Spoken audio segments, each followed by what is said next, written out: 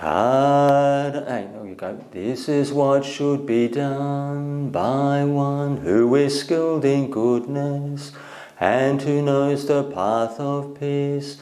Let them be able and upright, straightforward and gentle in speech, humble and not conceited, contented and easily satisfied, unburdened with duties, and frugal in their ways, peaceful and calm, and wise and skillful, not proud and demanding in nature. Let them not do the slightest thing that the wise would later reprove, wishing in gladness and in safety.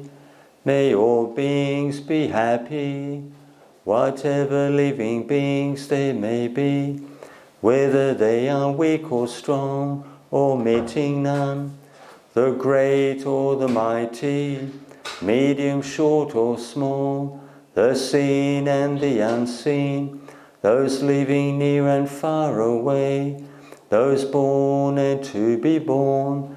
May all beings be happy. Let none deceive another, or despise any being in any state. Let none through anger or ill will wish harm upon another, even as a mother protects with her life her child, her only child, so with a boundless heart should one cherish all living beings, radiating kindness over the entire world, spreading upwards to the skies and downwards to the depths, outwards and unbounded, free from hatred and ill will, whether standing or walking, seated or lying down, free from drowsiness. One should sustain this recollection. This is said to be the sublime abiding. By not holding to fixed views, the pure-hearted one, having clarity of vision, being freed from all sense desires, is not born again into this world. Right, Ajahn, over to you. Okie doke, okay.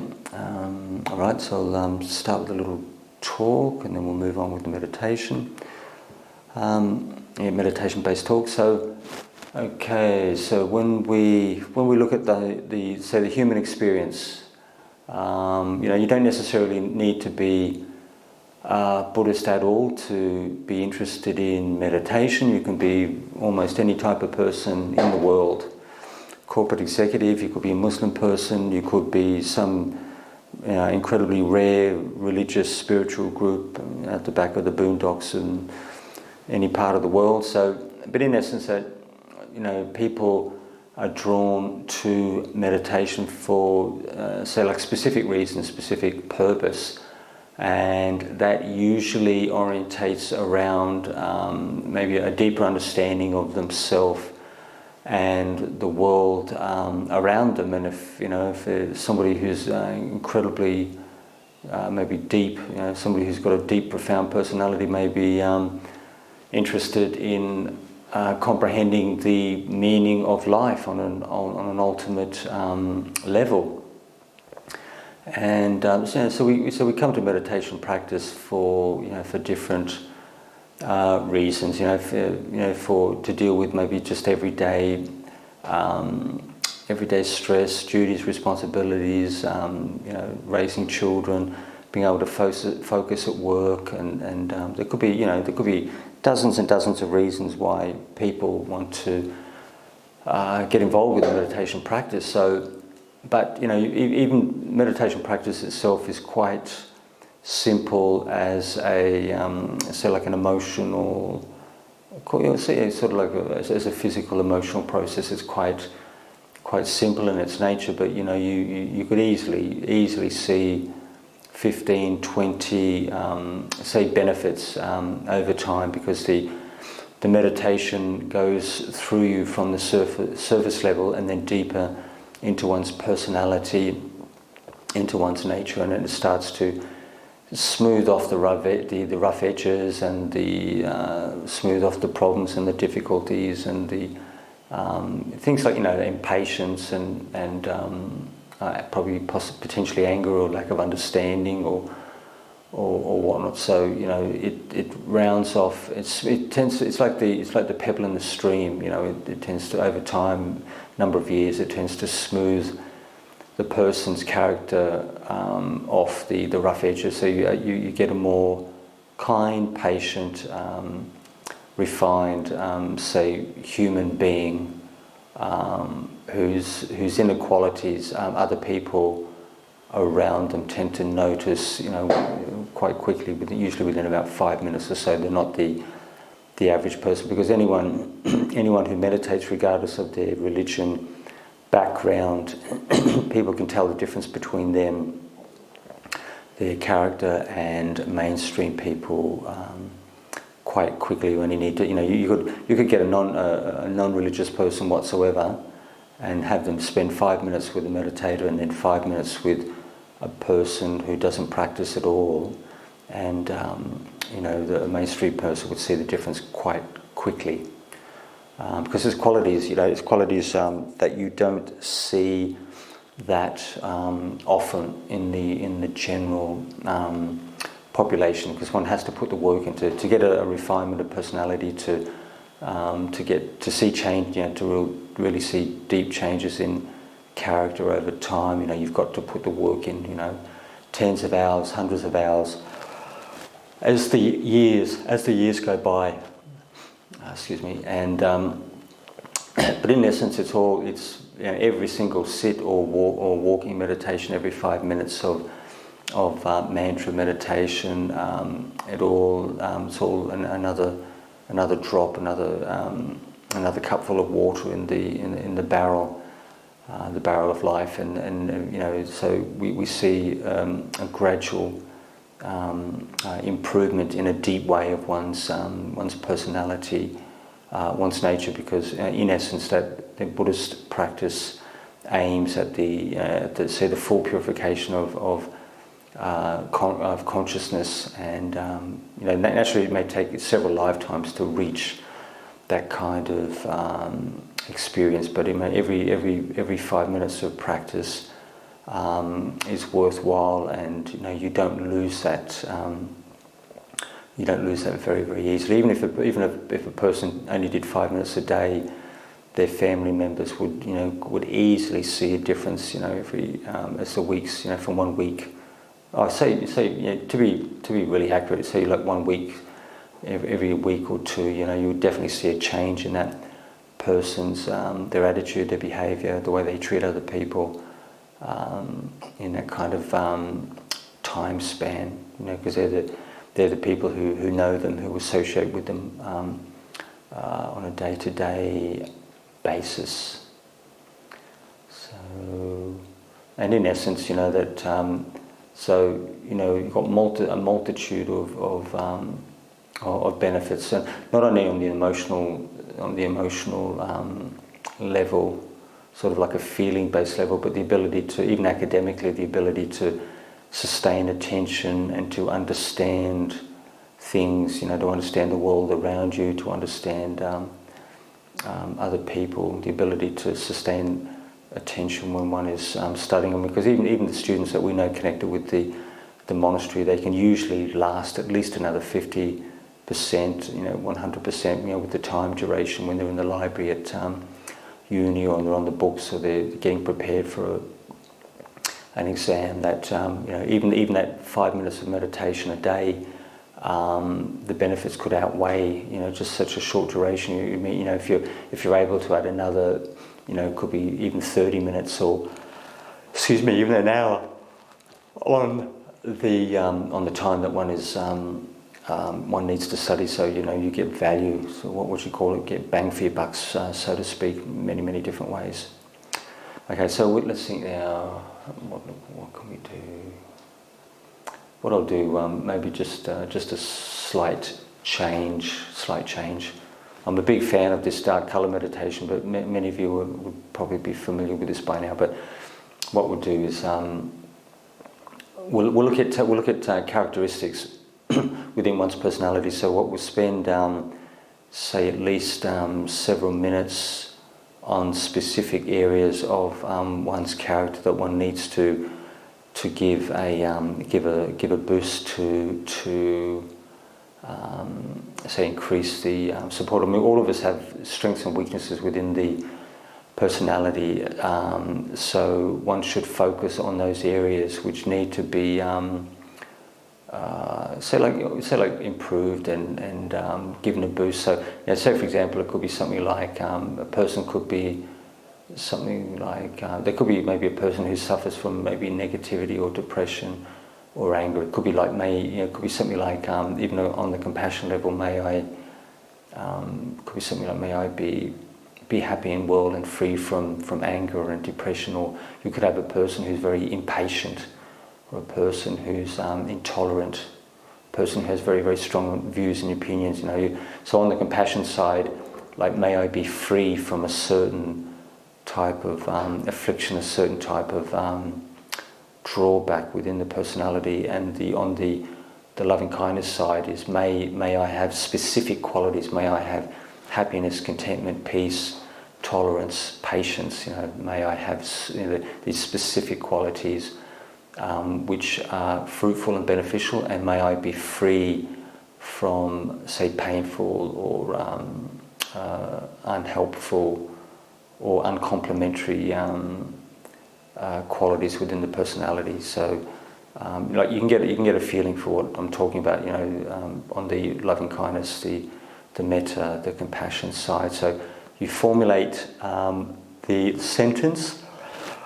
Formulate the sentence which is important to you, and we'll do that for, say, at least several minutes continually. So just relaxed continuously in the mind. So for example, it could be like an example could be, may I be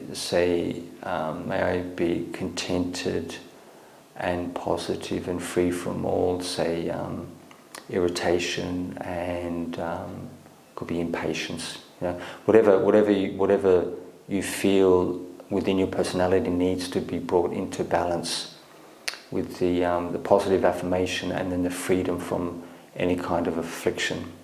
You put those two together, get a nice long sort of emotionally based mantra, and then you recite that slowly for several minutes. So make a start with that one. Just make sure you're comfortable. You've got your back, your head is upright, your back is straight. Make sure there's nothing tight around the waist, around the throat, around the wrists, and make sure you can breathe into the full chest, so you've got plenty of oxygen coming in. And I want you to repeat your mantra, your positive supporting mantra, just slowly, relax. We'll probably do this for at least, say, 3 or 4 minutes. There'll be enough energy in that to give you a boost, and then we'll move on with the breathing meditation, focusing around the mouth, which is very, very clear.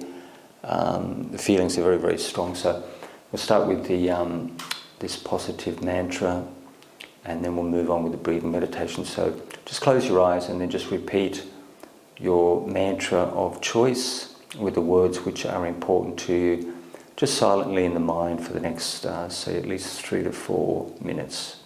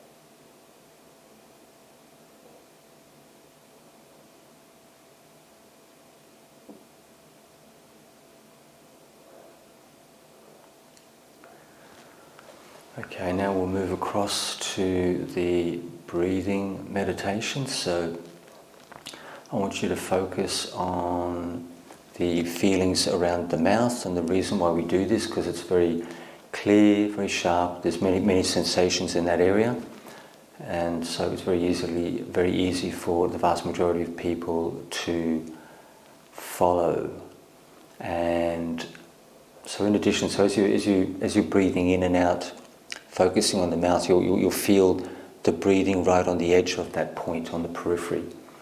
And just to give it a bit of a boost, we can also add a mantra that we use within, say, the Buddhist understanding is, it could be, say, like, so it's tangible for you guys, so something like, say, feelings are changeable or emotions are changeable. So this will help reinforce the breathing meditation as you breathe out. Breathing out, so it could be, say, feelings. Breathing in, breathing out are changeable. Breathing in, breathing out, feelings. Breathing in, breathing out are changeable. So this gives the breathing meditation more firmness, more strength, more tranquility, because you're doing exactly what the Buddha recommended. The content, the reflection on changeability, emptiness, unsatisfactoriness, that you need to get that real deep state of detached, say, peace and calm. So we'll make an effort with that one for, say, roughly 25 minutes. So just focus feelings around the mouth, and as you're breathing out, do the syllables, big spaces between the words. Feelings, breathing in, breathing out are changeable, and that'll help to tranquilize the breathing practice.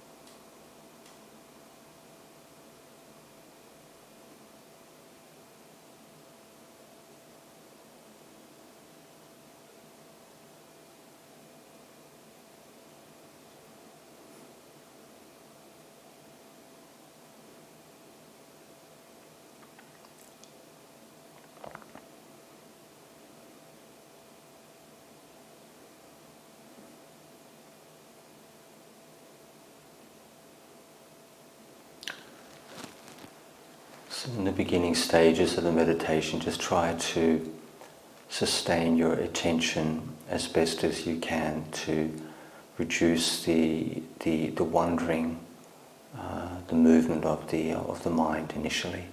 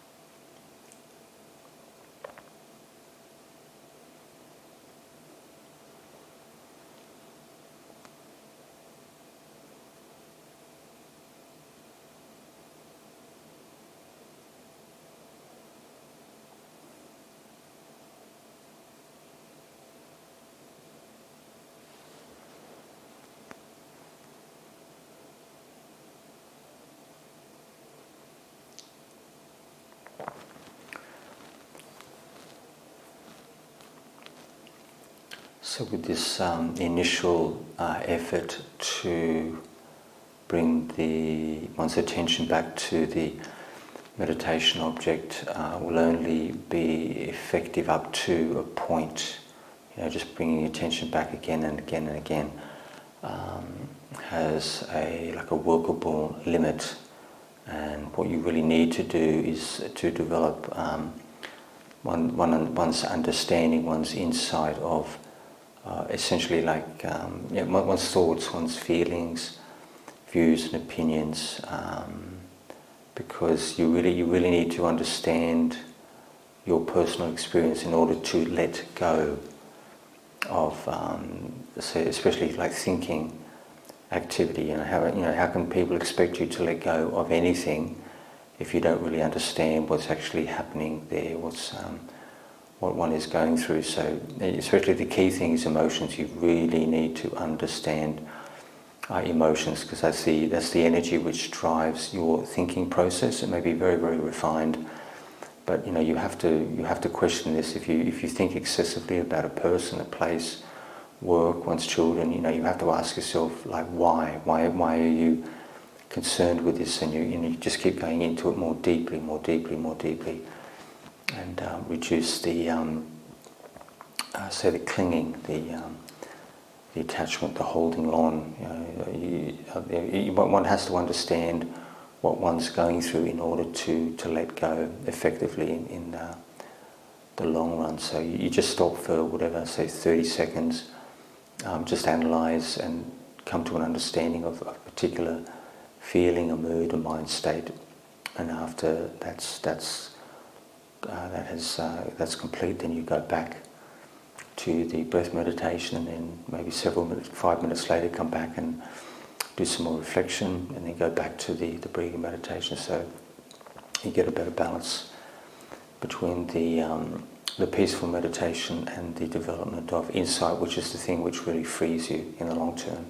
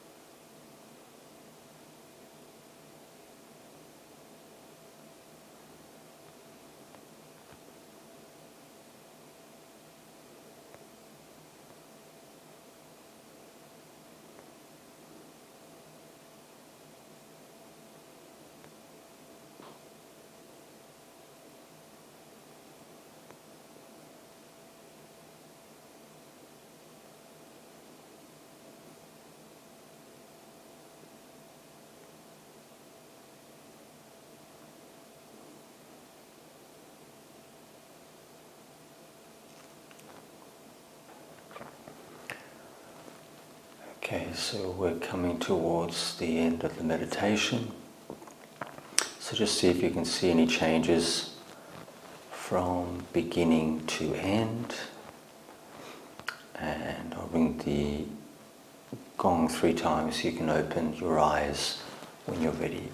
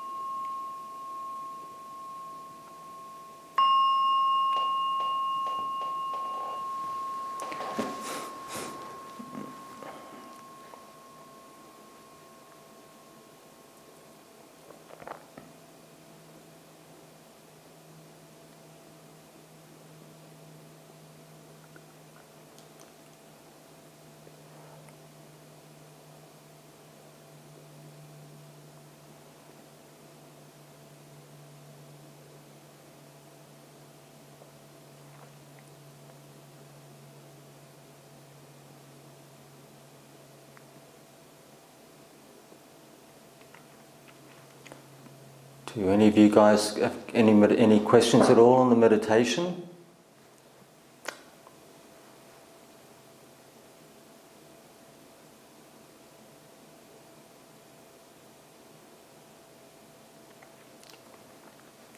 Ajahn. I was wondering, Ajahn, would you like to run through the process of the meditation that you've just taken us through again for us? Yep. Okay. So you can use. There's a number of. We'll talk about what we've just done, but I'll also explain some other things as well, which will give very good results. So the reason why we use, say, metta, compassion, sympathetic joy, say at the beginning of the meditation, for a number of reasons, is because it increases, say, positivity, energy.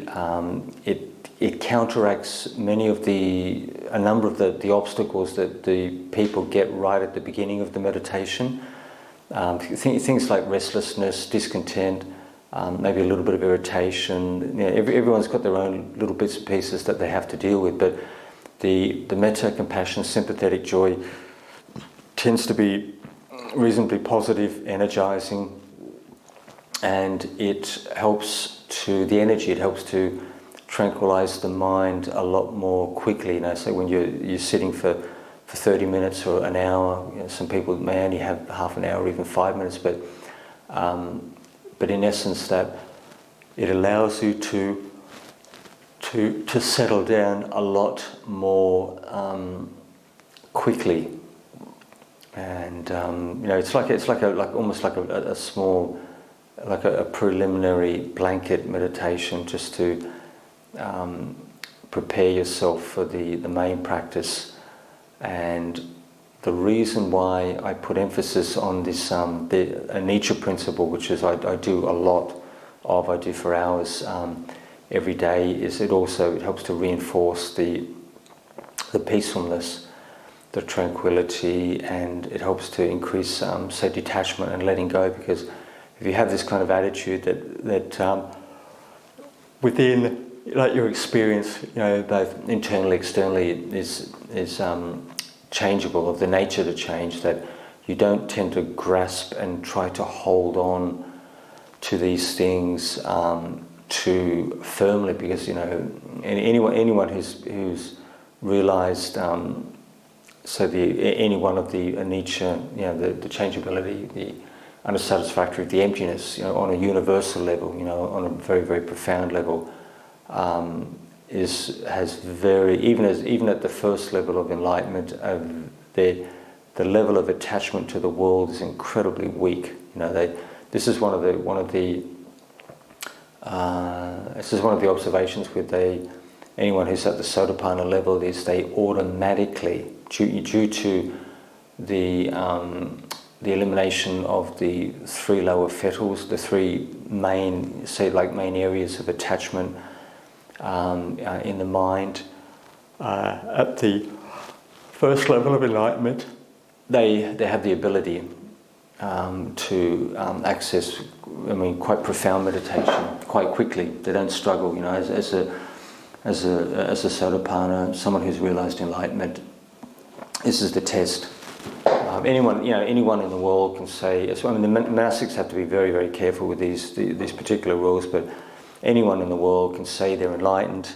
But this is one of the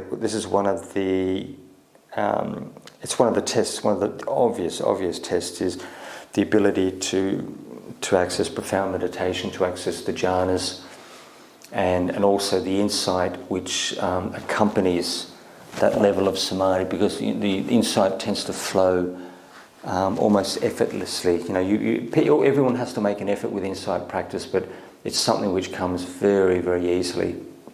So the meditation is at a very deep level, and the way that person conducts himself is what would you call it? Is quite.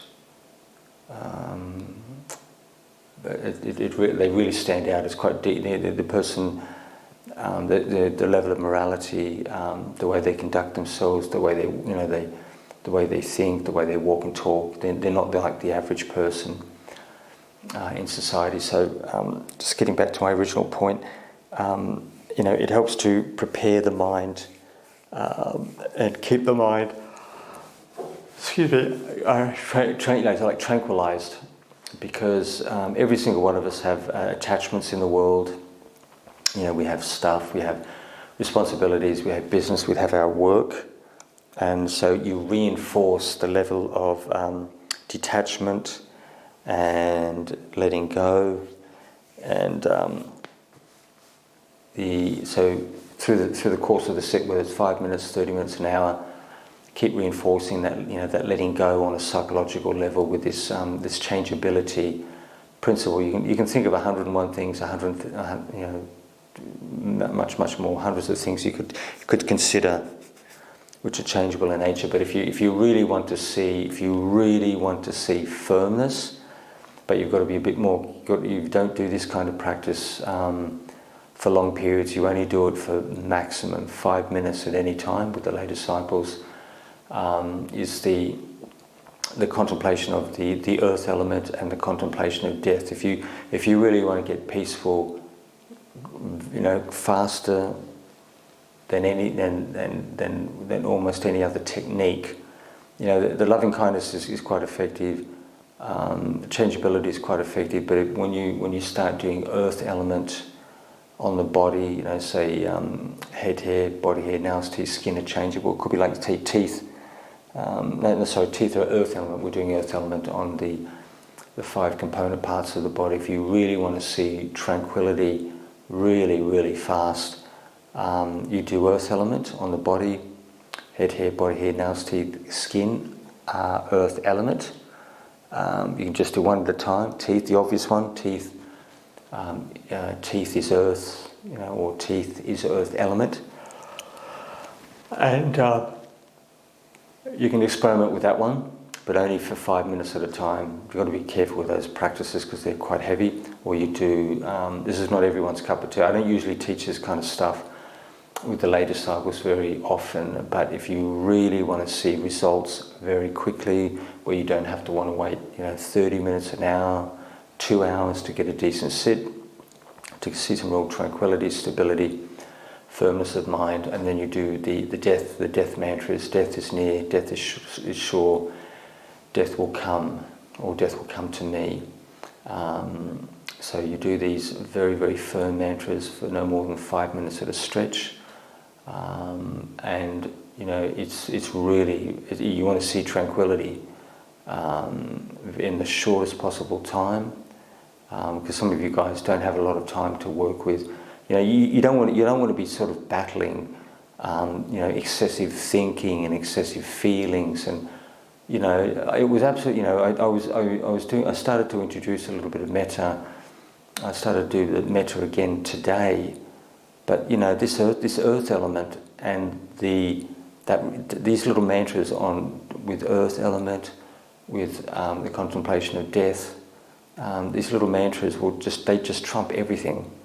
you know, you want to get peaceful real quick, this is the way you go, but you just be very careful you don't do it excessively. I can feel it straight away if I start to crank this up, you know, like 20 minutes, 30 minutes, then you can get aversion, you can get negativity creeping in. So 5 minutes at a time is quite safe, but it gets you peaceful very, very quickly, and then you just switch to the that changeability principle for the rest of the sit, which is very, very smooth, stable, balanced, and it won't give you any trouble at all. So a maximum of 5 minutes with earth element on the body.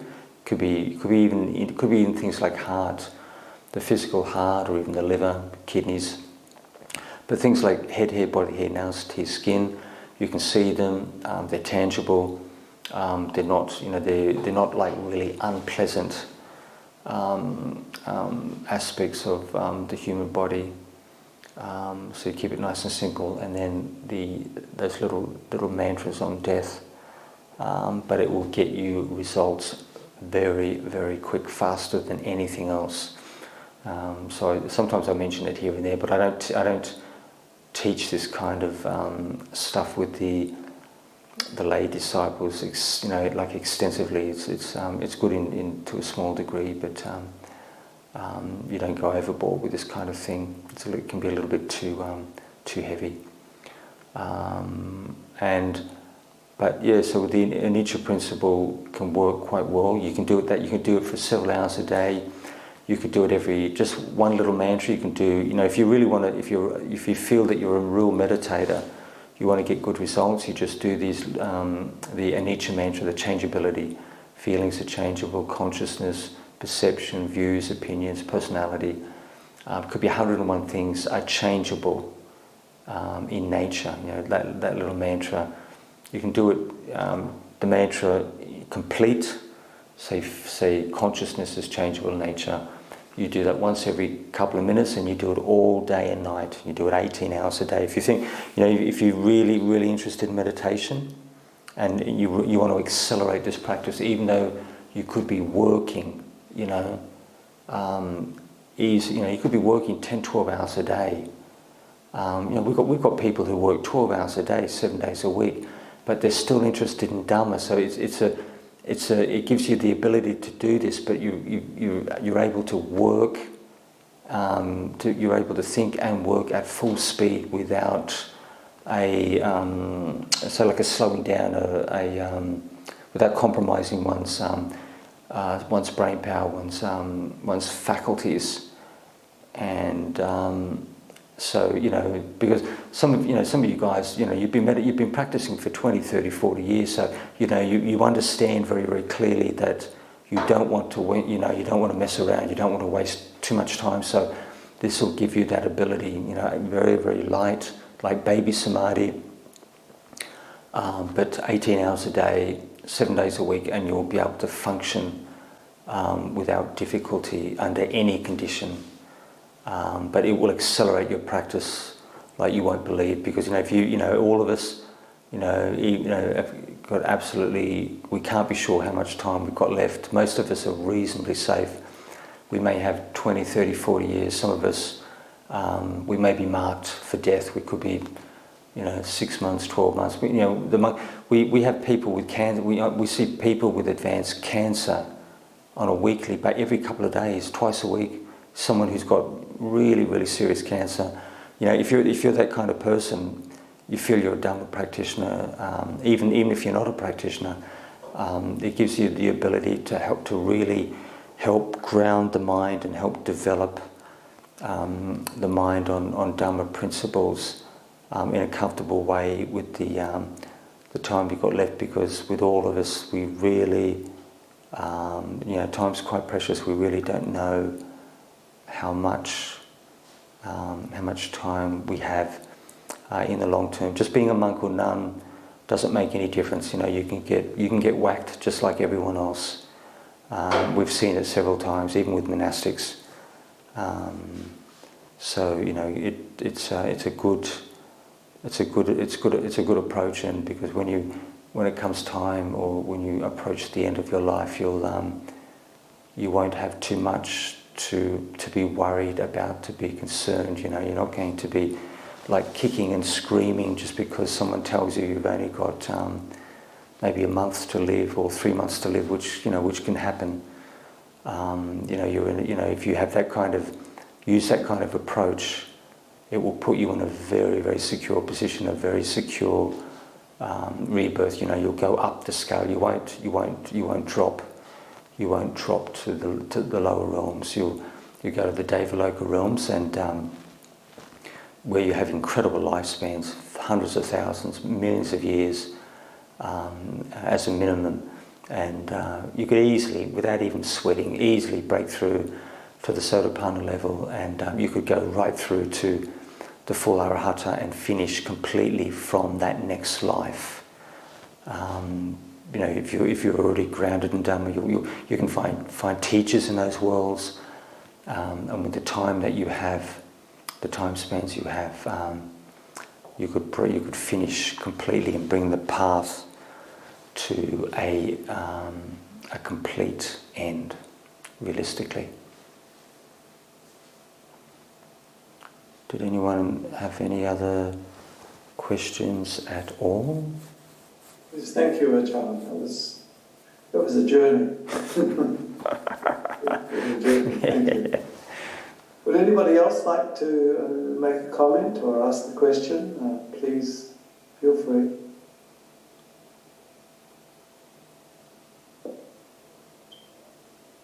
Something in the chat box, Chris. Okay, thank you. Oh yes, Ajahn, could you explain what you mean by earth element? Thank you. Okay, so with the earth element, I'll try to keep it as simple as possible. So with this human world and right through the universe, we have 4 major properties. We have the earth element, which is made up of the hard, firm, solid material that you see right through the universe. That you see the solid aspects of the human body, externally, internally, the solid, dense aspects that we see on this earth, in the forest, at ground level, leaves, plants, the trees, the pods, the flowers. They're all on a molecular level. They are they're firm, they're dense in nature. The solid nature is predominant, and so we see that earth element principle right through the universe, and in a matter of different densities. We see that firmness in different densities, and but it has a real impact with the meditation practice in itself. So you can do this earth element in a soft and fluffy way. Like you can do things like could be like leaves. All of you have seen dried leaves on the forest floor, and they can be they're dried, they're withered, but they're firm, they're brittle, they're crunchy in nature when you compress them, and so yourself that the cycle of life. You have moisture, you have nutriment from the ground level. You have molecular compounds. You have elements within the earth which get absorbed up through the trunk of the tree and then radiate out through the branches, the limbs of the tree, and become leaves and buds and pods and twigs and flowers, which eventually fall to the earth, and they become dry and brittle, and they break up and they become one with the earth again. And so you can use that in a very light,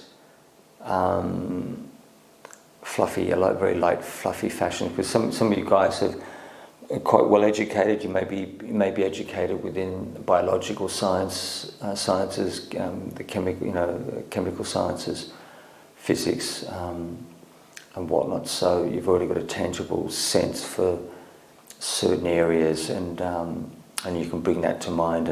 But you can experiment with it. You can do the light and fluffy examples, like say like leaves are earth, or leaves are earth element, or it could be flowers, or it could be things like granite, most obvious things, granite, or different types of stone, different types of things that you see in nature on the forest floor are earth in nature, or earth element in nature.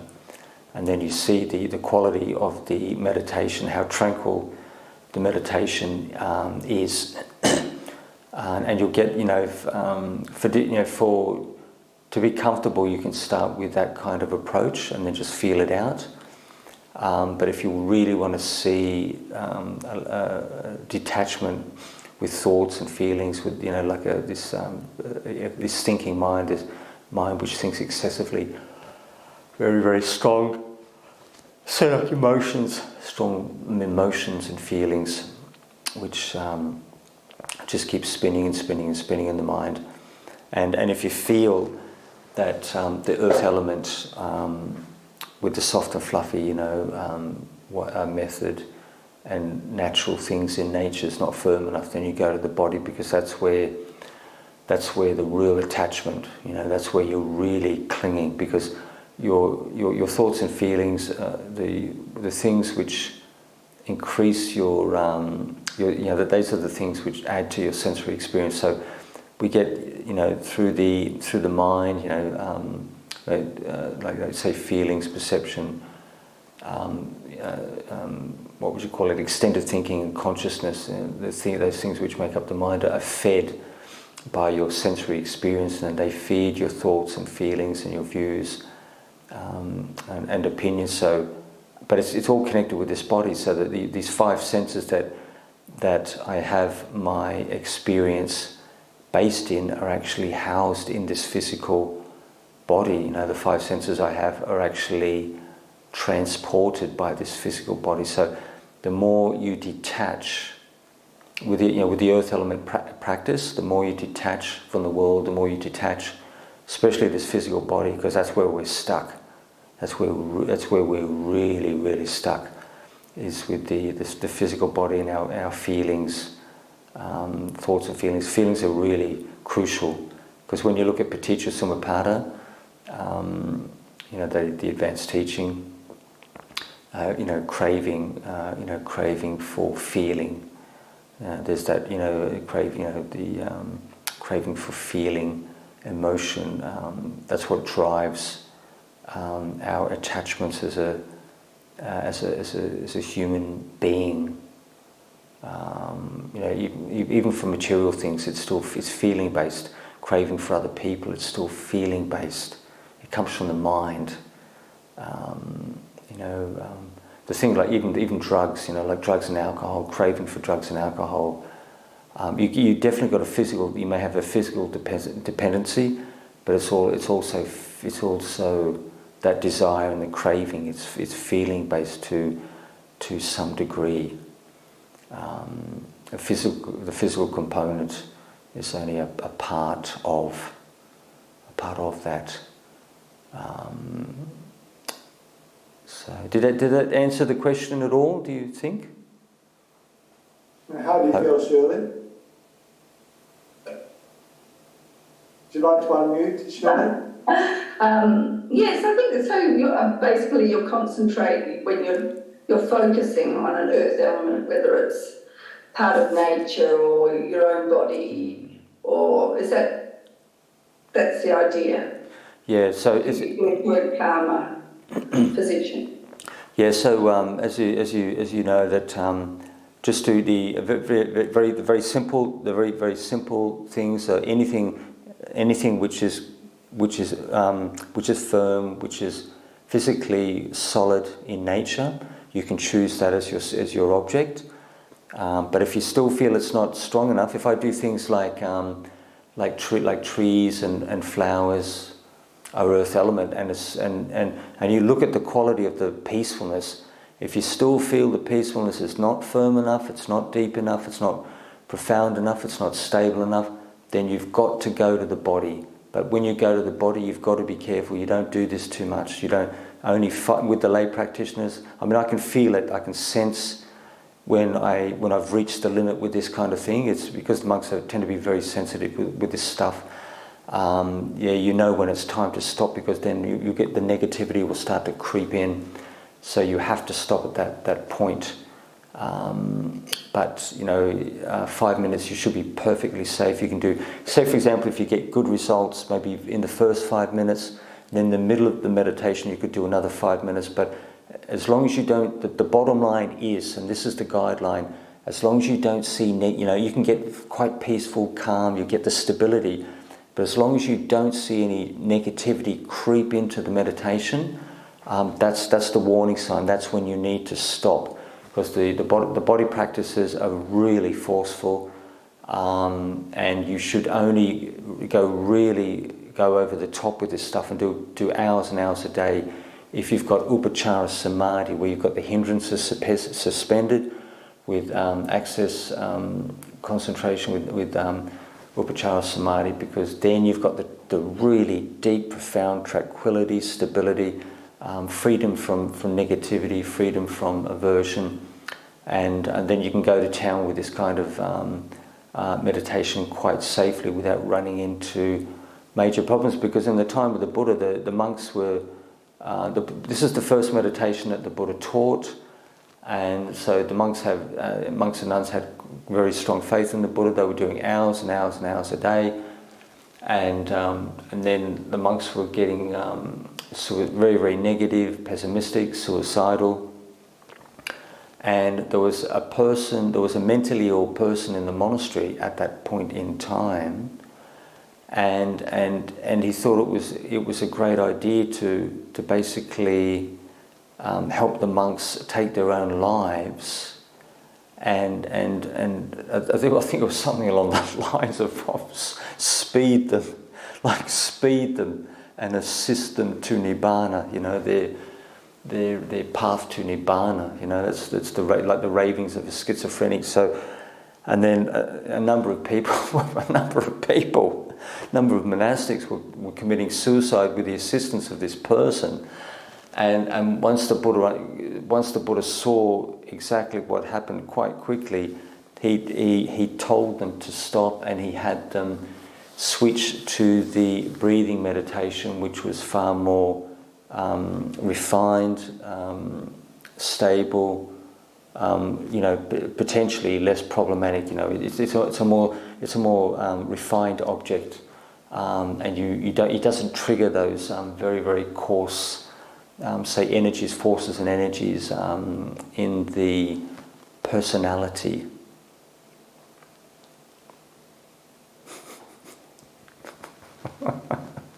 You can see what you think with this one. Yes, it's a complicated topic, Ajahn, most definitely. But an interesting one, a very interesting one. Yeah, well, because with all the practitioners, I mean, some of you guys have been doing, been practicing for 20 to 30, 40 years. So, I'm not going, any of you can get a good grasp on this, but you need to, meditation is very, very much intuitive, feely. So you have to feel your way. You can't think your way to enlightenment. You have to feel your way to a very, very large degree. Probably, when you look at the whole length of the path to the Sotapanna level, to the first level of enlightenment, I mean, I would say off the top of my head, it's got to be at least 50% emotionally based, if not more than that. When you've got things like, when you've got very, very deep samadhi, then it's really refined, and the normal human emotions that you have are they're not really pronounced, really distinct. The mind is so refined. You're looking at very, very refined human emotion, which correlate with these deep states of samadhi that a person will have, that they will have at the Sotapanna level. Because this is the difference between people who are genuinely enlightened. They're not like average people. They're not like mainstream monks, nuns, people in general society, the lay disciples. They're on another level, and you can see it. You can see that these people are very, very different, and you see it constantly. You know, not just now and then, not just here and there. It's actually within their nature, within their personality, the wisdom, the tranquility, the loving kindness, compassion, the ability to teach, the level of insight. You know, the way they walk, the way they walk and talk. It's actually part of them, deeply ingrained within their nature. But for all you guys, you know, it's good for you to experiment, because you really don't want to waste too much time. You want to get good results. You want it to, every time you sit and walk, just to see at least some slight improvement. Or don't be afraid to experiment with meditation techniques, because to give you an idea, I had a young Sri Lanka man. He was probably in his late, well under 40. He had three kids, three younger daughters. Probably about, I think his oldest might have been about 8, and his wife was his similar age. But he was very interested in meditation, and I mentioned this earth element, and he was doing it for like a full hour without any problem at all on a daily basis. And I looked at him, and the kids were just playing around, were energetic, running around and this and that, and but he was quite settled and quite peaceful. And I said, well, do the kids ever annoy you or this or that? And he said, no. I said, not really. So you could see he was getting some stability, emotional stability. He has some reasonable tranquility, but he was interested in what do you do next. So you use that as a basis for samadhi, and then from that you investigate your thoughts, your feelings, your attitudes, the world around you. So you use the power of that samadhi, whatever tranquility you got, and you go straight to contemplation.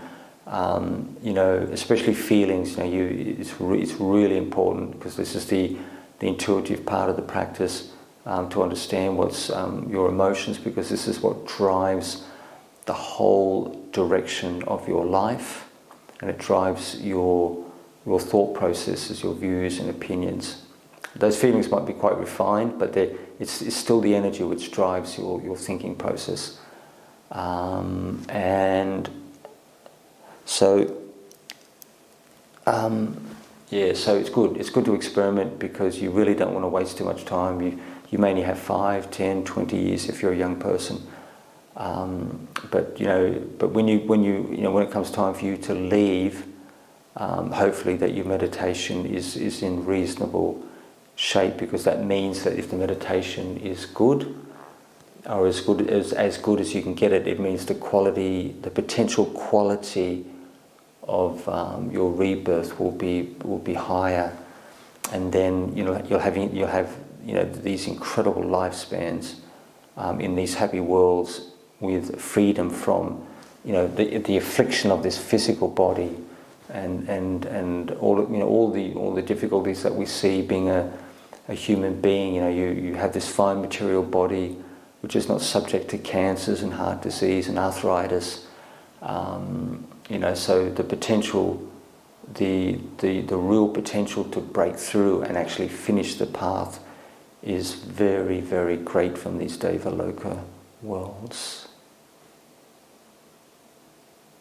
Well, Ajahn, that seems a perfect place to maybe move on. I'm wondering whether you'd be happy to offer us a blessing to finish the evening. Okay, I'll do a long section. Mahakaruniko nato hitaya sabbapanina Puretua paramisapa pato sambodhimutama etena sajawache lohotute jayamangalang jayantu bodhiyamole sakayanam nandiwadeno evam tuvam vijaya ohijaya sujaya mangale aparajita palanke sise patavipokare abhiseke sabapodana agapato pamodati sunakatam sumangala supabatam suhotita sukano samuhoto jasuyitam brahmachari supadakina kaya kamam vacha kama padakina manokama panirite padakina nikatuana labantate padakine. Bless all you guys.